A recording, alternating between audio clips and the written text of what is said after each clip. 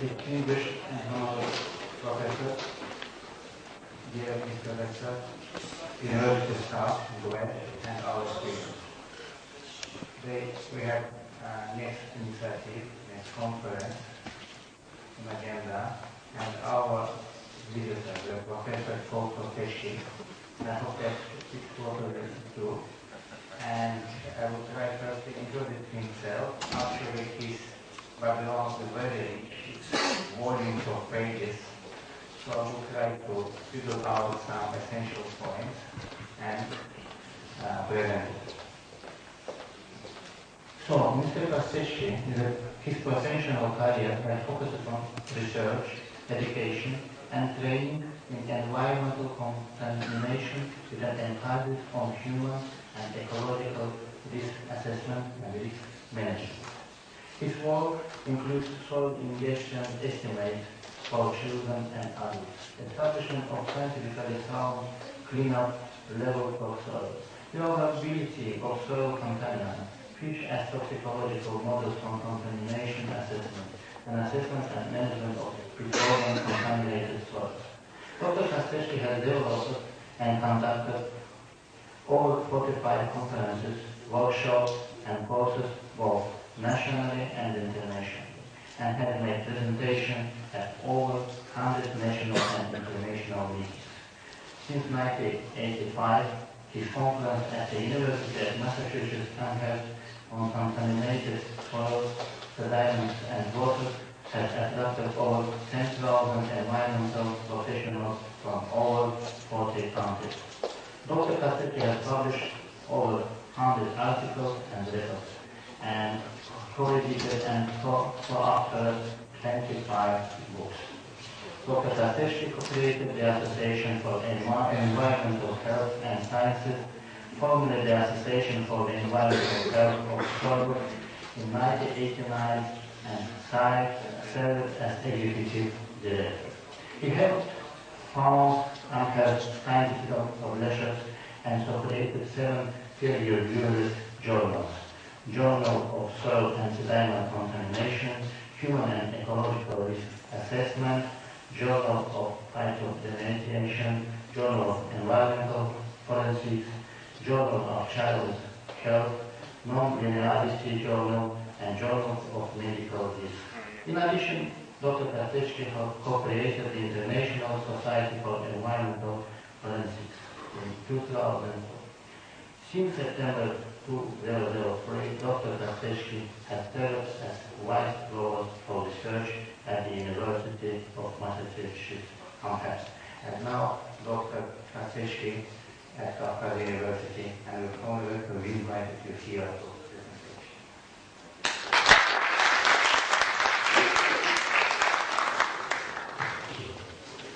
I want to thank everyone for coming today. I know this is Saturday, and in the U.S. you would be out with your families having a good time. So I appreciate you taking your time on your busy schedules to come here. What I want to try to present today is an overview of petroleum contamination using the Kuwait oil lakes as an example. This isn't very data rich, a lot of pictures. I basically just want to show what some of the severe impacts of war can be with regards to petroleum contamination.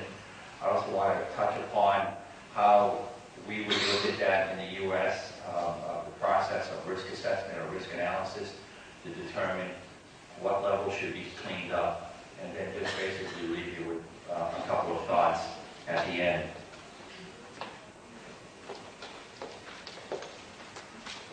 I know you know what Kuwait is, but let me just go through this quickly. So,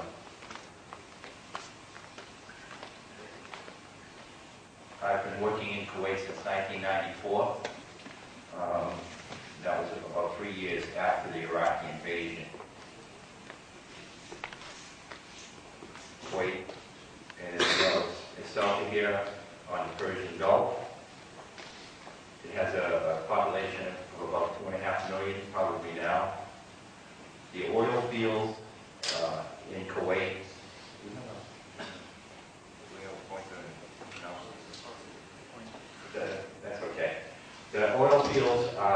the bay in the middle is Kuwait City, surrounds the bay.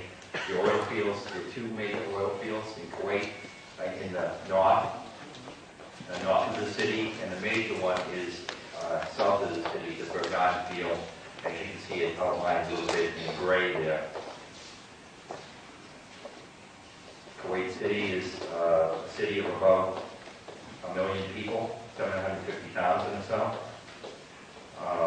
This was taken back in probably about 6 or 7 years ago. As you can imagine, just like I'm seeing in Baku, there's been a lot of construction in Kuwait City in the last couple of years with the price of oil going up.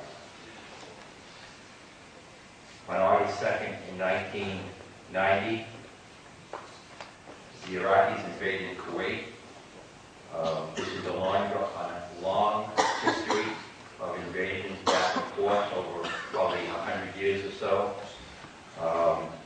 And as I say, on August 2nd, 1990, they invaded Kuwait.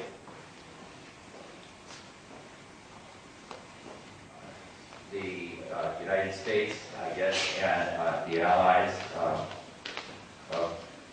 put together an army to liberate Kuwait, and liberation took place on February 21st of 1991. So we were about 5 or 6 months later, Kuwait was liberated. What happened about a month or so prior to liberation, the Iraqis knew that the forces were coming, that they weren't quite sure how that was going to happen, and they decided that they would destroy the oil production capacity of Kuwait. And in doing so, they created one of the most devastating man-made petroleum contamination situations that the world had seen. And Kuwait has about 750 oil wells. And the plan by the Kuwaitis, the plan by the Iraqis was to destroy all the wells. And I've seen copies of memos distributed by the Iraqi army of how to go about destroying the wells using hand grenades and so forth. The fight started in January of 91. It was estimated that it was going to take 12 to 16 months to put out all of the oil fires and cap the wells. It actually was done in about 7 or 8 months. That's just I think, a testament to ingenuity. They invited people from around the world to come in and just test new technologies to cap wells and put out fires. It was probably for the benefit of the oil-producing world after that, because there were technologies that never would have been used if there wasn't such an emergency going on.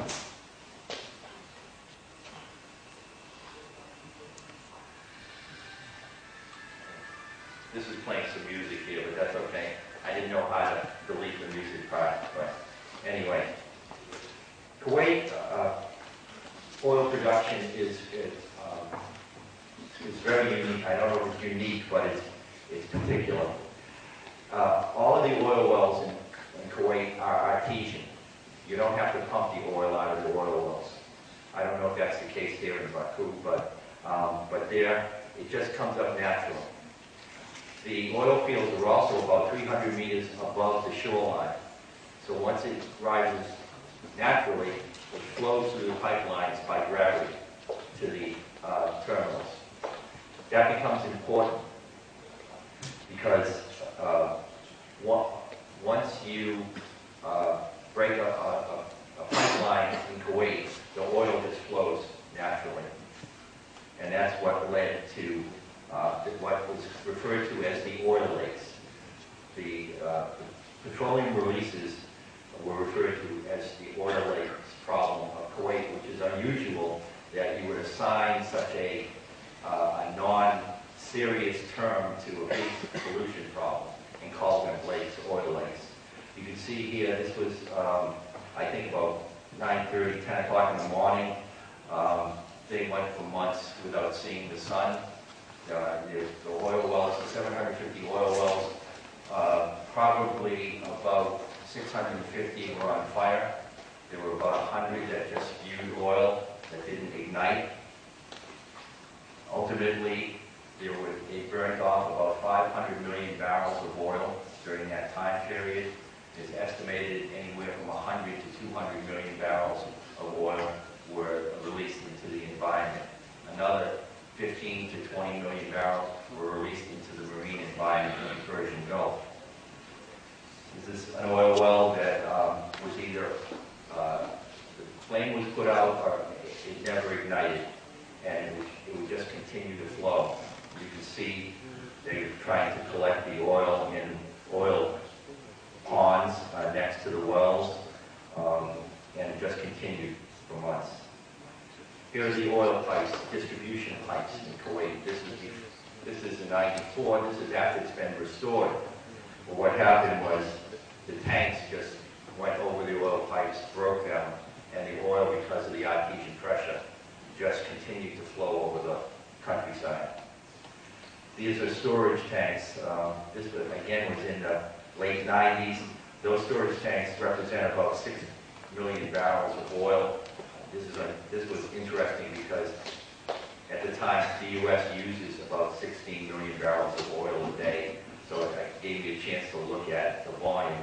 But what happened was that those tanks were destroyed, they were shot, they were blown up, and so immediately 616 million barrels of oil was released to the immediate environment.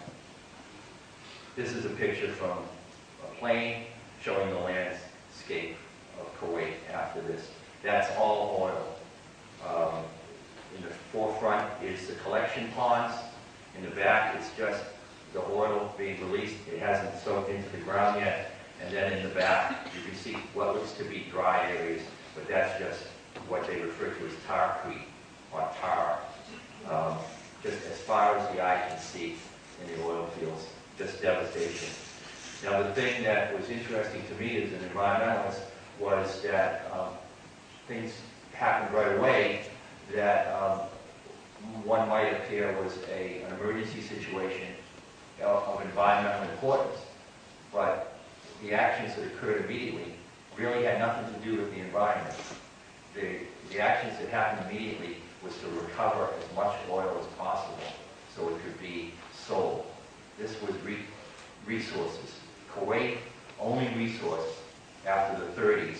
Kuwait used to be the center of pearl production in the world. But after Japan learned how to artificially raise pearls, the only resource that Kuwait has is oil.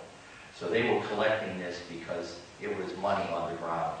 It wasn't an issue of the environment. It was a significant economic impingement. Again, another shot from a different area. It's as far as the eye can see, devastation.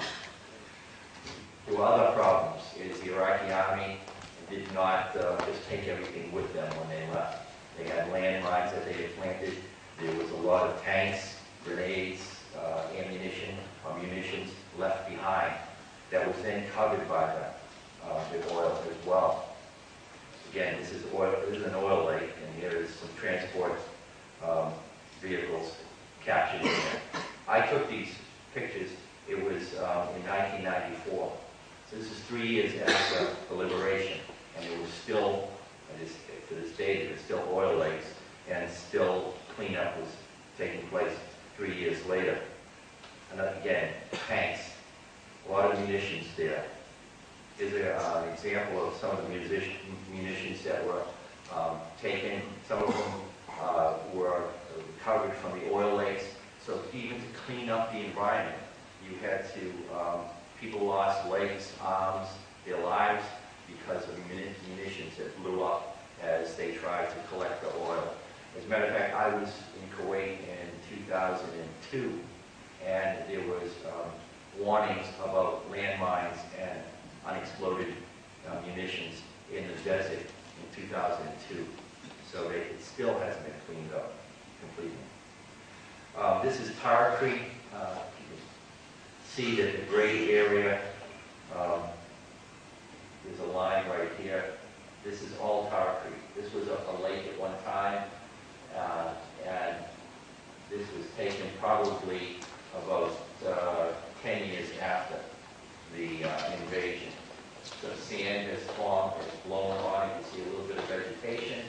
see the tire tracks. These are tank tracks, 10 years old on the desert, and they're still there as well. This just shows you some of the penetration. I've got a closer shot of that. You'll see that the upper layer is concrete. It's like a pavement in a parking lot. And you can see in this one that this is all concrete, that all of the volatile components have left. It's now a semi-solid. Even 10 to 12 years later, you could walk on parts of this and break the solid layer and go into tar that was liquefied tar.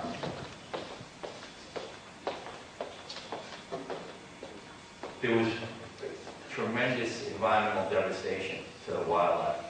This is a camel that got caught in what is now a dry lake, but at one point was a wet lake. Probably got caught there, couldn't escape, and just died. The Kuwait, the area, and probably our Shahgan is a flyway for a lot of migrating birds. And so when these lakes